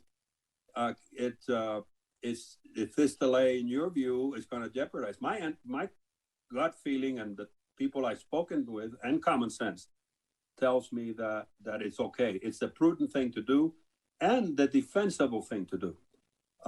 I think there are a number, Ms. Samimy, you've been here just a year and a half. I've been here 40 years.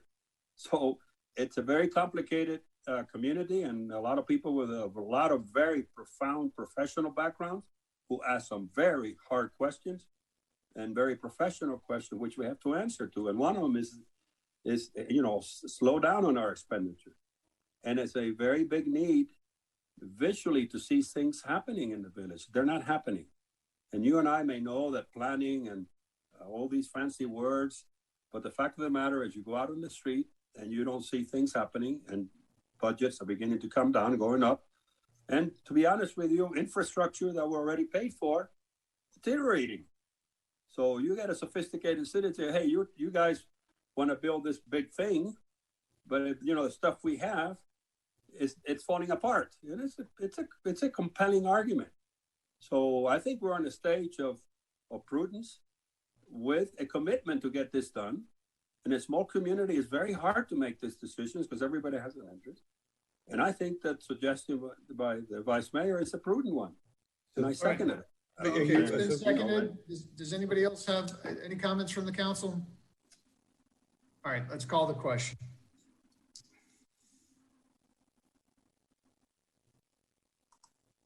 Call the question. You're muted. I didn't know I was muted. Councilmember Petros? To delay? This is to approve or to delay? To delay. The motion to defer. Defer. Should we set this for defer? Defer. We're deferring. We're not doing it to a date certain? That was not the motion. When we're done taking this vote, Mike, can we at least tell the village staff what we expect out of them so that? Yeah, I think we have to. I think, absolutely. But I would like to defer this to a date certain. I would like this done, I mean, let's give us another month to come back on this. I think, we've already. I agree with you. It should be a day certain. Can we do it? I don't know if the vice mayor wants to propose one. I mean, it depends on what the manager can bring back. If they can bring something in front of us so we can see Madam all Manager, the design criteria that we're going to need, that would be what I would need to look at. Madam Manager, could you come back on October 27th with something? So I'll have to defer to Fernando. I don't know if enough work is going to be done on work order 1 to be able to answer the question about how we're going to package the subsequent design. Okay, so you think So before the end of the year, maybe? Well, let's do this. Why don't you just set it for the second meeting in October, and if it's not ready, then you'll defer it again. And we'll defer it again. Let's set it for the October meeting. If it's not ready, then we'll move it. We'll move it. I don't want this to kind of get lost in the weeds, and we don't move. I want to see movement on this stuff, and I appreciate ACOM coming and sitting with us. And I understand all the concerns that have been raised by this council tonight, but I want to make sure we are progressing. We have to progress. And in your point, Mr. Mayor, to reinforce or to answer Dr. Samimy, we are committed to doing this thing. Not this council, but a lot of other councils over the years. And these are hard decisions. And we're ready to make the hard choices moving forward. I hope that we're all in the same team moving forward, which is efficiency and prudence. So, all right, can we call the question, please? Councilmember Petros? Yes. Councilmember Segurola? Yes. Mayor Davey? Yes. Councilmember Laredo, Yes. Councilmember McCormick, Yes. Vice Mayor Moss, Yes. motion carries. Next item.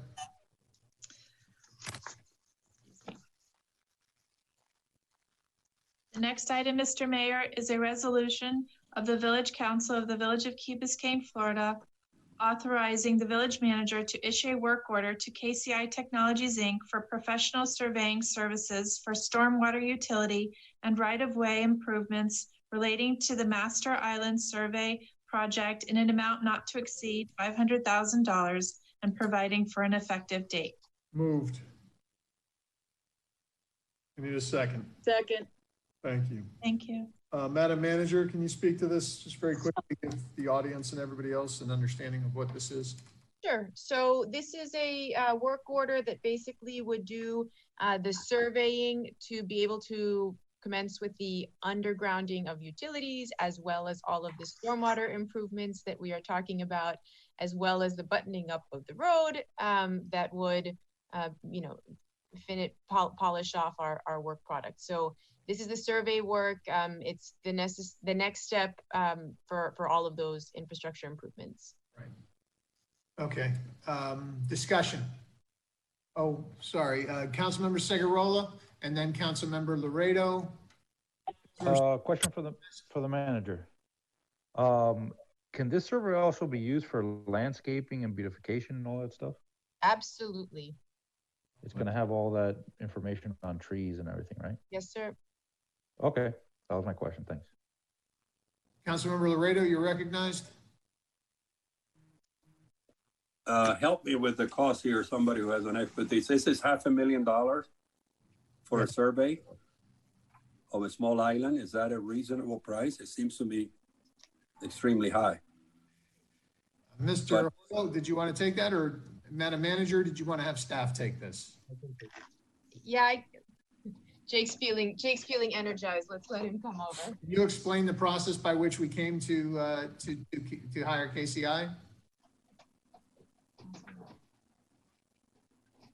I'm sorry, Mayor, the process? We went out to, similar to. My question was about the cost, Jake. $500,000 for a survey of an island our size, is that reasonable? Yes, sir. Wow.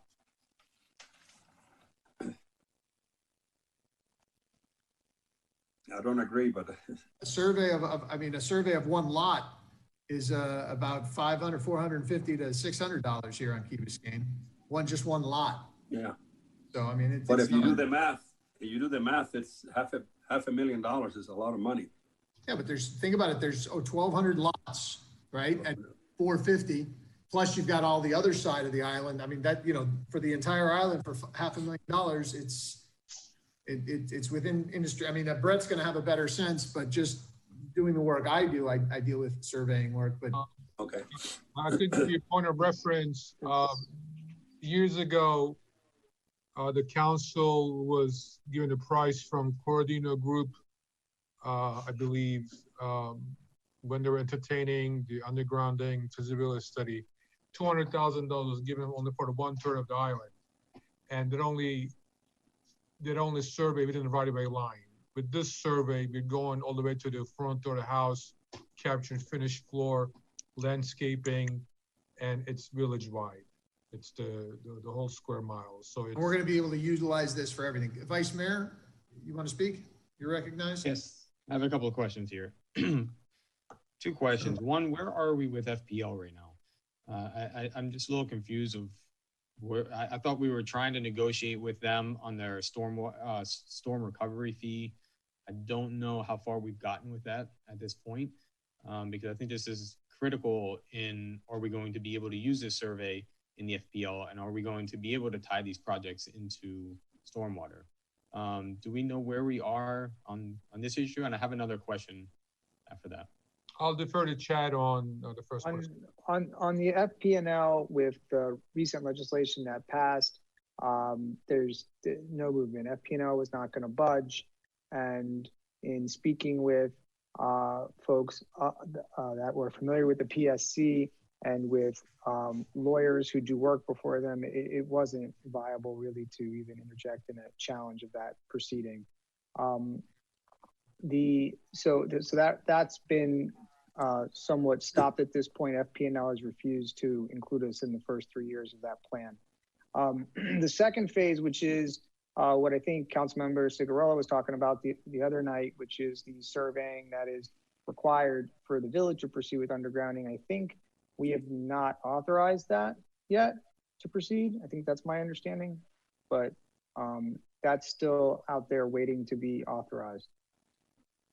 Okay, and yeah, because I think that, you know, I don't know what can be put on the table with FPL. I would love to see if there's some other type of negotiation that can go along with, you know, we front the cost, and when we do come up on their list, there's exactly a certain way that they can pay us back into the Storm Recovery Act. I would love to get those things clarified before we start.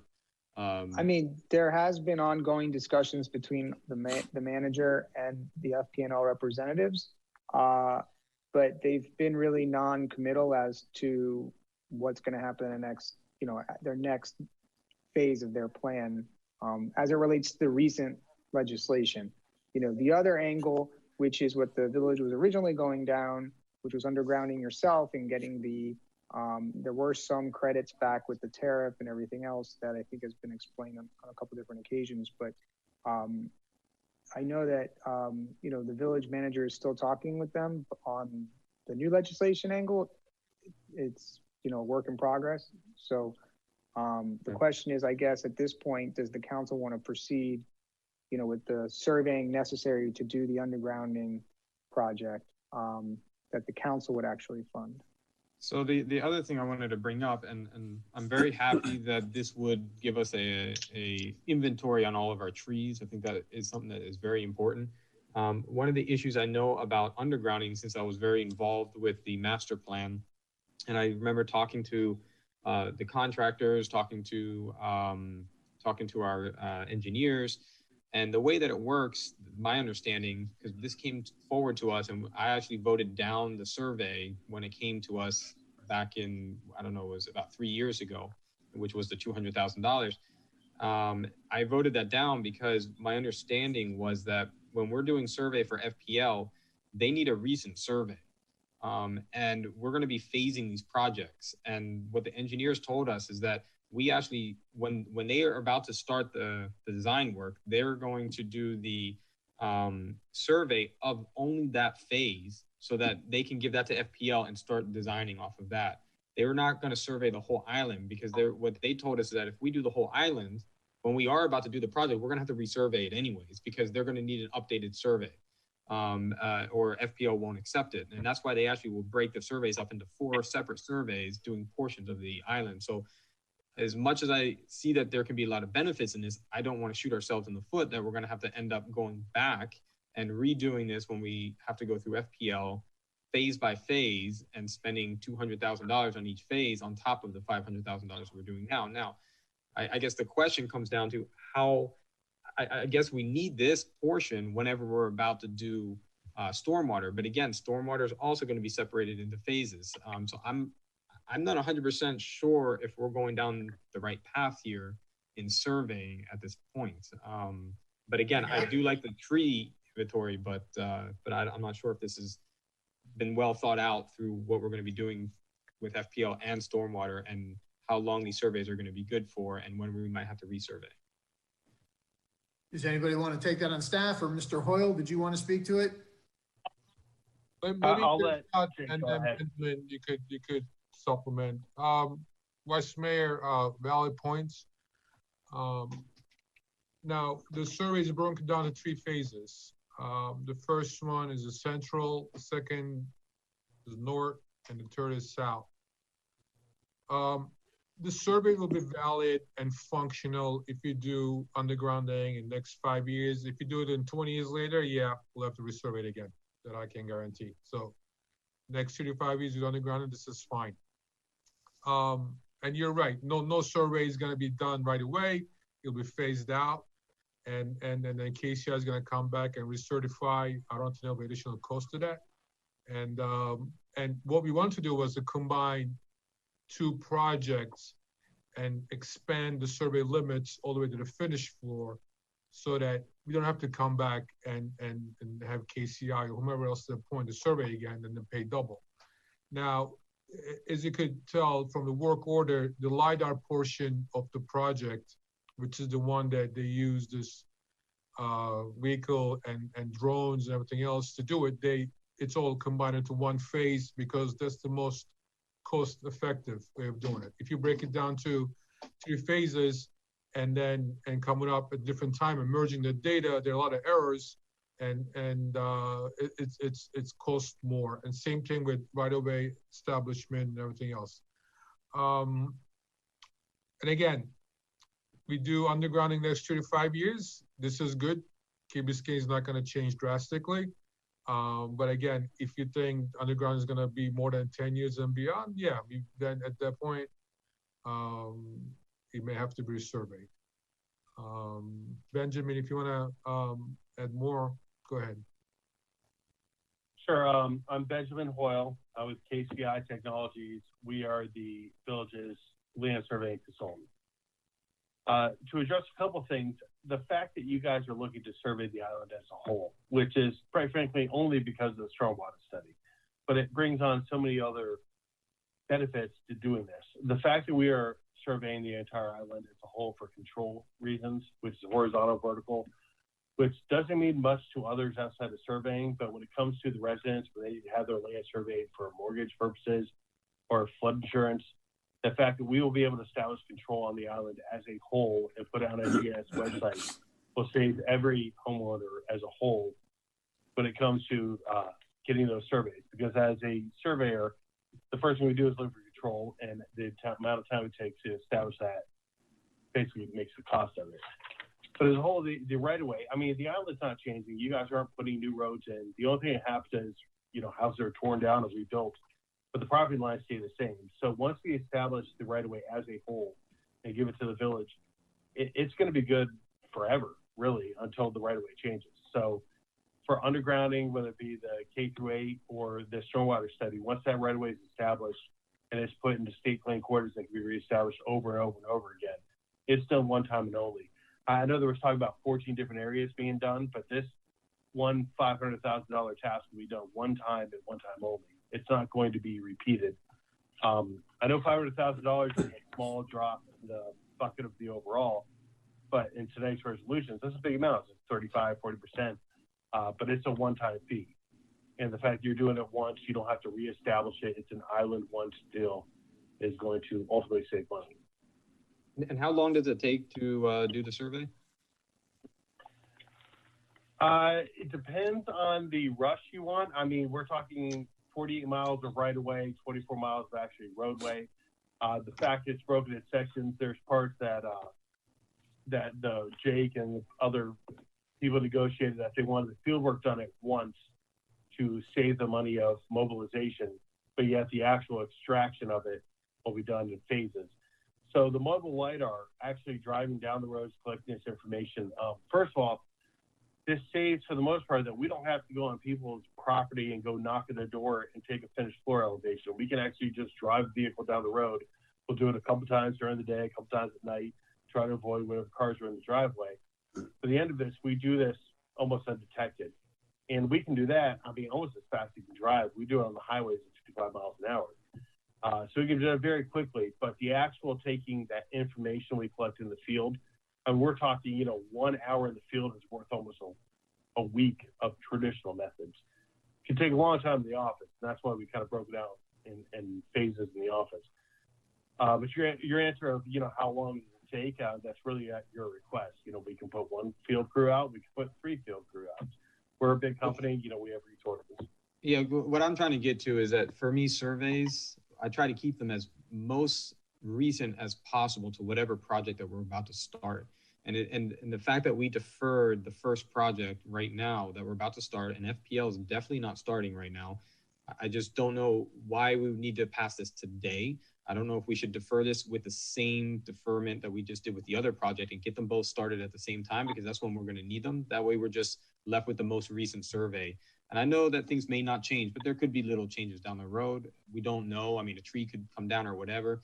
And, you know, I love the idea of the trees being put in there, but you're definitely not going to finish a survey before hurricane season anyways. So if we started this in March, or if we started this in February or in October of this year, I don't think it's going to make a huge difference.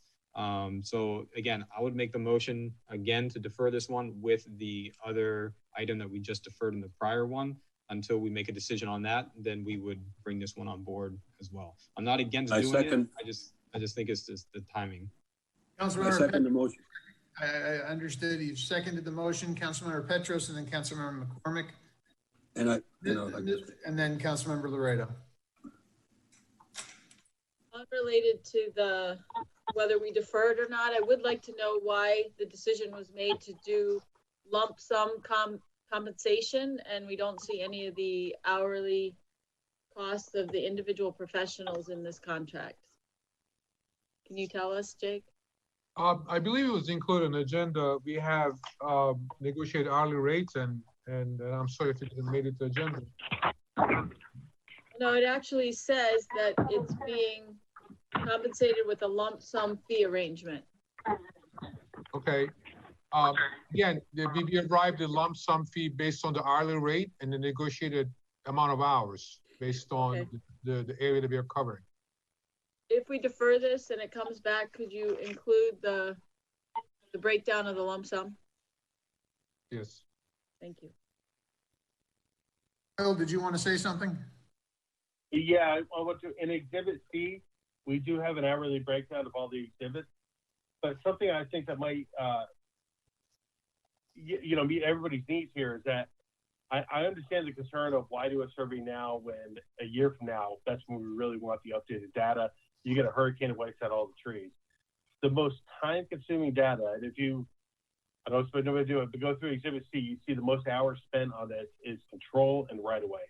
And those are the things that are not going to change. Those are the things that are going to take us literally months to do before we can hand it on to the engineers. So you could easily delay the actual topographic, select the trees, the edge of the pavements, the right-of-way, the swells, and save that for later to get the hardcore empirical data that is good from now on forever, and do that now. That will delay months of engineering data in the future, if that's how you want to proceed. They are completely independent from each other and can be done, without any extra cost. Which items are those? Is that 3.1? I believe it's task 1 and task 3. Okay. Yes. So based on what I'm saying, if you do item task 1, 3, so you would skip task 2. Basically, 1 to 3 would be the 2 that you would do that you can do right now that would save time in the future there's no expiration date to them. So you do them now, it saves you. And those are the most time-consuming features if you go back to Exhibit C and really look at the hours it takes to do them as a professional service. The rest of it is, like I said, it's driving a truck through with our, really expensive equipment. But that's about $152,000 of the $500,000. Task 1 and task 3. Don't recall off the tip of my tongue, but yes. I'm just looking at Exhibit C. I just want to make sure that's what we're talking about. Yeah, it's top item and the one that's on number 3. Yeah, it's $152,330. Okay, I see. Yeah, and that has no expiration date to it. It's the guts of the work that has to be done. The rest of it, and you can do that without everything else, right? Correct. Councilmember Petros, the rest of it can be done. I stand correct. The hours are in Exhibit C, actually. That you could see each hour per surveyor, 2-man crew, CAD tech, and everything else. It's on Exhibit C. Thank you. I'll look. And then Councilmember Petros, you spoke, and then Councilmember McCormick. You have to unmute yourself, Councilmember. Sorry, it's been a long week. My question goes back to the idea of the trees and task 5, and I guess including with it task 6. So one of the goals of our community has been for some time to have a really good inventory of our street trees. And I understand that in task 5, you say that there is no, identification of species and pictures, but let me ask, we're looking to hire a horticulturalist / arborist, and how useful is the imagery from task 6? Like, could that tree inventory be made down to species from an office more efficiently with those images, or is it still necessary to go out into the streets and look at each tree? This is, so I'll let Jake go ahead because he's talked to me a lot about this. Okay. That's the exact question I asked Councilmember McCormick when we were negotiating the fee. And initially this was somewhere around $60,000 in fees.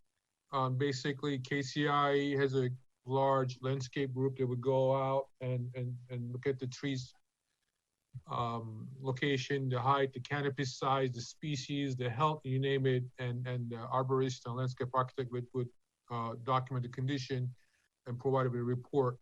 And to your point, since we're gonna hire horticulturalist arborist, I said that limited to just the location and height of it, and our personnel is gonna have to go and identify. So no, they can't really. They may be able to tell the species, but I don't think the condition and health of the tree, our personnel is going to have to go out the field and verify it.